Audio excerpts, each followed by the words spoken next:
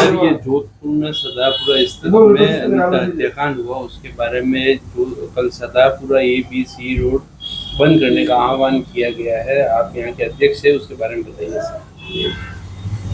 अनिता चौधरी हत्याकांड में Anita Chaudhary Sardarpura B road की एक व्यवसायी महिला थी जिसकी निर्मम हत्या की गई, जिसके अनाथ टुकड़े करके बेरहमी से हत्या की गई। उसमें मुलजिमों की तलाश जारी है। फिर भी उसके विरोध में और हमारे व्यापारी संगठन ने पदाधिकारियों ने निर्णय लिया है कि कल सुबह 9 बजे से दोपहर 1 बजे तक बंद का समर्थन हमारी और निश्चित अपनी संस्था से लिया गया है। और सभी व्यापारियों से अपील भी की गई है कि कभी भी किसी भी व्यापारी के लिए कोई काम हो तो हर व्यापारी एक दूसरे के काम आए और समर्थन दे अपना। आपका परिचय sir? Rajendra Soni, Sardarpura B road अध्यक्ष। क्या रणनीति है, क्या बता रहे हैं? पिछले आज चौथा दिन है यहाँ पे हम धरने पे बैठे हैं। 3 दिन तो दीपावली के हिसाब से निकल गए। आज हमने ये मीटिंग रखी है, जो सर्व समाज ने बैठ के निर्णय लिया कि ये अंधी बहरी सरकार यहाँ बैठने से कुछ होगा नहीं, और पुलिस तो बिल्कुल ही निष्क्रिय हो चुकी है। कल यहाँ पे DCP ईस्ट आए थे, सॉरी वेस्ट, तो उन्होंने यहाँ आके जो बताया था कि हमने जो इन्वेस्टिगेशन की, हमने कहा साहब आपने जो ये खुलासा किया है, इस खुलासे में आपने ये कैसे बता दिया कि ये लूट को लेकर हत्या की गई। तो उन्होंने मात्र गोलमाल करके यहाँ से निकल गए। फिर सर्व हिंदू समाज ने गांधी मैदान से रैली निकालती गई, कमिश्नरेट तक CP साहब को ज्ञापन दिया। उसके बाद में एक गिरफ्तारी बता के मात्र टाइम पास कर रहे हैं। तो हम लोगों ने बैठ के, पुलिस की बड़ी मछलियां भी इसमें साथ में, सफ़ेद पोश नेता, एक बड़ा उद्योगपति जिसको पुलिस ने कल सुबह 4 बजे फ्री कर दिया था।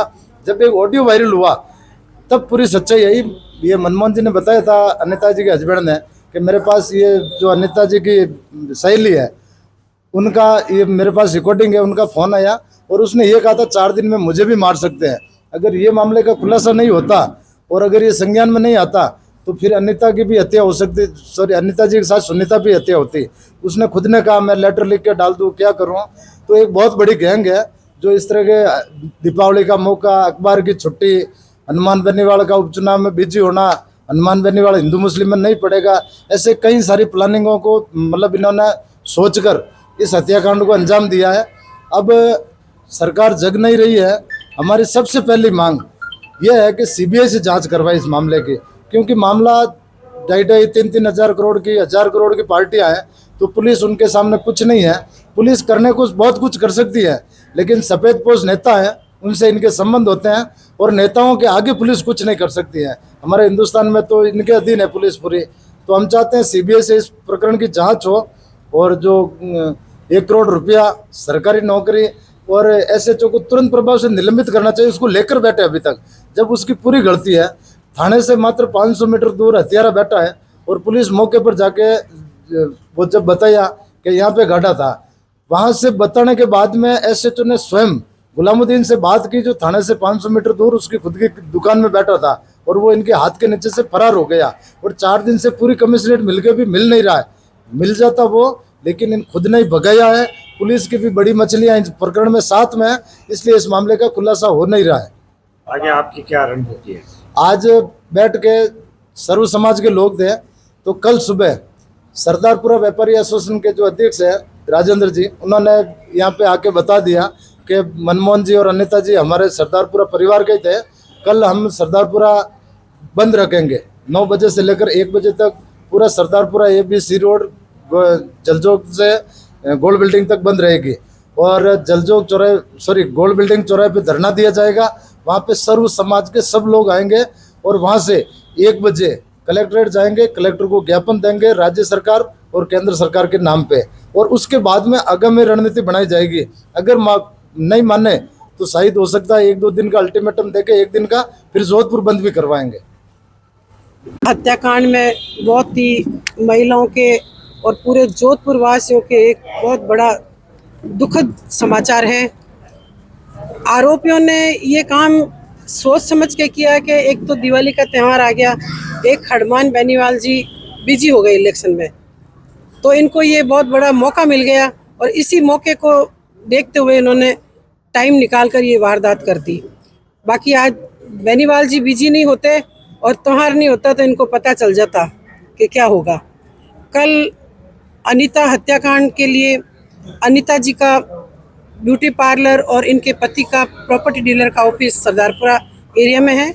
एसोसिएशन ने भी हमें सपोर्ट किया है। 36 कौम हमारे साथ है। कल हम 9 बजे से लेके 1 बजे तक धरना देंगे, पूरा सरदारपुरा बंद रखेंगे। उसके बाद 2 बजे तक, 1 बजे से 2 बजे तक कलेक्टर साहब को हम ज्ञापन देंगे। सीबीआई जांच हो, बच्चे को 1 करोड़ रुपया मिले और इसके नौकरी के लिए हम उनको ज्ञापन देंगे। सरदारपुरा डीवाईएसपी का निलंबित होना भी बहुत ज़रूरी है। 27 तारीख को जब ये गुम हुई थी, एफआईआर दर्ज की, उन्होंने रिपोर्ट लेट बनाई, ज़्यादा कार्रवाई की नहीं। टाइम पे वो कार्रवाई कर देते तो शायद ये हादसा नहीं होता, टल जाता। टैक्सी वाला भी था, कैमरे में भी आ चुका था, सब उनको डिटेल बता दी थी अनीता जी के हस्बैंड ने, तो उनको कम से कम कार्रवाई तो शुरू करनी चाहिए। उन्होंने कार्रवाई नहीं की। एफआईआर भी बहुत लेट दर्ज हुई है। कार्रवाई नहीं होती है तो हर एफआईआर दर्ज कराने वाले पे कार्रवाई नहीं होती है तो कई औरतें यहाँ ऐसे मर जाती है, कई रेप होते हैं, उनके भी ये लोग कार्रवाई नहीं करते हैं। हमेशा हर चीज़ में एफआईआर में लेट करते हैं। एफआईआर की बहुत जल्द से जल्द कार्रवाई होनी चाहिए और डीसीपी पे जरूर इंक्वायरी होनी चाहिए और उनको निलंबित होना चाहिए। ऐसा लग रहा है पुलिस मिली हुई है।